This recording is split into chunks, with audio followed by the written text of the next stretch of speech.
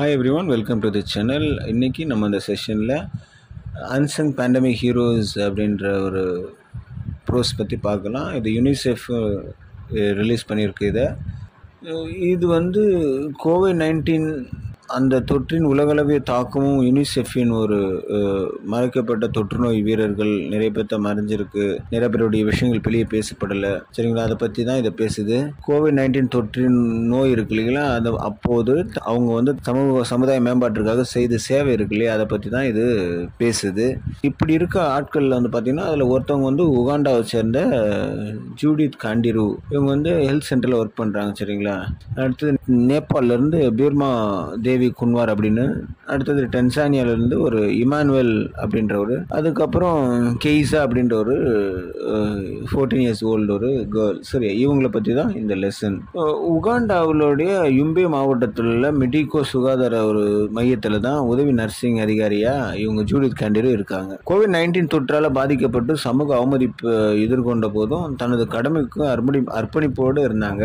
அவங்களுடைய தினசரி பொறுப்புகளில் வந்து பார்த்திங்கன்னா அந்த மெட்டர்னிட்டி வார்டில் நேரங்கால குழந்தைகளை பராமரிப்பது மற்றும் சமூக விழிப்புணர்வு நிகழ்ச்சிகளை நடத்தி கோவிட்-19 அதோடைய தடுப்பூசி பற்றின முக்கியத்துவத்தை வந்து மக்களுக்கு விழிப்புணர்வு ஏற்படுத்தினாங்க. ஒரு மெகா ஃபோன் வச்சுக்கிட்டு அவங்க எல்லாத்துக்கும் அவேர்னஸ் கொடுத்துட்ருக்காங்க. தடுப்பூசியில் பாதுகாப்பு பற்றிய செய்தி வந்து பரப்பி தன்னுடைய சமூகத்தில் நம்பிக்கையை வந்து அவங்க வாங்கிட்டாங்க. அவங்க வந்து வரிசையாக வந்து தடுப்பூசிலையும் போட்டுக்கிட்டாங்க அந்த மக்கள், இதனால் இவங்களுடைய அவேர்னஸ் மூலியமா. ஸோ நெக்ஸ்ட் பர்சன் பார்த்தீங்கன்னா நெக்ஸ்ட் வாழ்னா பீர்மா தேவி குன்வார். அவங்க நேபாளை சேர்ந்தவங்க. நேபாளத்தில் வந்து தார்சுலா அப்படின்ற ஒரு மாவட்டத்தில் பயங்கரமான தூரமாக இருக்கிற மலைப்பகுதியில் வந்து பார்த்தீங்கன்னா ஒரு 32 வயதான பீர்மா தேவி வந்து தன்னுடைய சமுதாயத்துக்கு தடுப்பூசி கொடுத்தாங்கன்றதுக்காக பேக் வந்து முதல்ல சுமந்துக்கிட்டு அந்த மலை பிரதேசத்தில் நடந்து போயிட்டு இருக்காங்க. பெரும்பாலும் காலடி மூலமாக தான், கால் வழி நடந்து தான் போக முடியும். ஏன்னா அங்கே வந்து வண்டி எதுவும் டிரான்ஸ்போர்ட்லாம் எதுவுமே கிடையாது. முக்கியமான தடுப்பூசிகளை தனது சமூகத்திற்கு கொண்டு போய் அவங்க கொடுத்துருக்காங்க. கோவிட்-19 தொற்று நோயின் போது அவர் வந்து தனது முயற்சிகளை தொடர்ந்து செஞ்சுட்டு தான் இருந்தாங்க. கோவிட்-19 தடுப்பூசியில் ஆர்வம் உள்ள பெருவுகளுக்கு கொண்டு அவங்க யாரெல்லாம் தேவையோ அவங்களுக்கு கொடுத்தாங்க. அதே மாதிரி அவங்களுடைய அர்ப்பணிப்பும் போக முடியாத கிராமங்களுக்கும் கூட உயிர்காக்கும் தடுப்பூசினை பெறுவதை உறுதியாக அவங்க எடுத்துட்டு போனாங்க.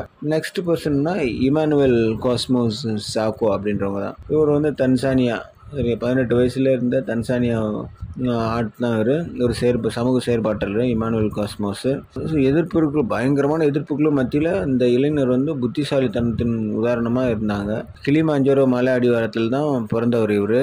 தன்னுடைய சூழலை எப்போதும் பிரயோஜனமாக கொண்டு போகணும் அப்படின்னு சொல்லி யோசிப்பார்.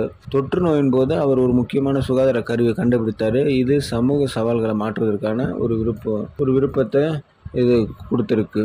அடுத்து வந்து பார்த்தீங்கன்னா கெய்ஸான்னு ஒரு 14 வயசு ஒரு யங் கேர்ள், சரிங்க. இந்த கேர்ள் வந்து அதே மாதிரி இதுவும் வந்து சில பயங்கரமான சேலஞ்சஸ், பிரச்சனை, வீட்டில் இருக்கக்கூடிய அந்த வீட்டில் எல்லாத்தையும் கவனிக்கின்ற ஒரு இதையும் அவங்க சமாளித்து வெளியில் வந்து இவங்க வந்து ஒரு உதாரணமாகவே இருந்துட்டாங்க. அப்போ பிரச்சனையை ஃபேஸ் பண்ணுறதுக்கு ஒரு உதாரணமாகவும் இருக்கணும் இல்லையா, அந்த மாதிரி கேஸாகவும் வாழ்ந்துருக்காங்க. ஸோ இப்போது அந்த கோவிட்-19 போது நிறைய பேர் ஒர்க் பண்ணாங்க. அதாவது கவர்மெண்ட்டை மட்டுமே எதிர்பார்த்தா வேலைக்கு ஆகாது, நம்ம எல்லாருமே யுனைட்டடாக இருந்தால் மட்டும்தான் இதை சரி பண்ண முடியும், அதை உணர்ந்தாங்க. அதே மாதிரி அதில் வந்து நிறைய பேர் ஒர்க் பண்ணதில் ஒரு 4 பேர் மட்டும் தான் இந்த யூனிசெஃப் வந்து இதில் ரிலீஸ் பண்ணியிருக்கு, சரிங்களா? ஸோ இதோட இந்த லெக்சர் முடித்து thanks for listening. Subscribe the channel.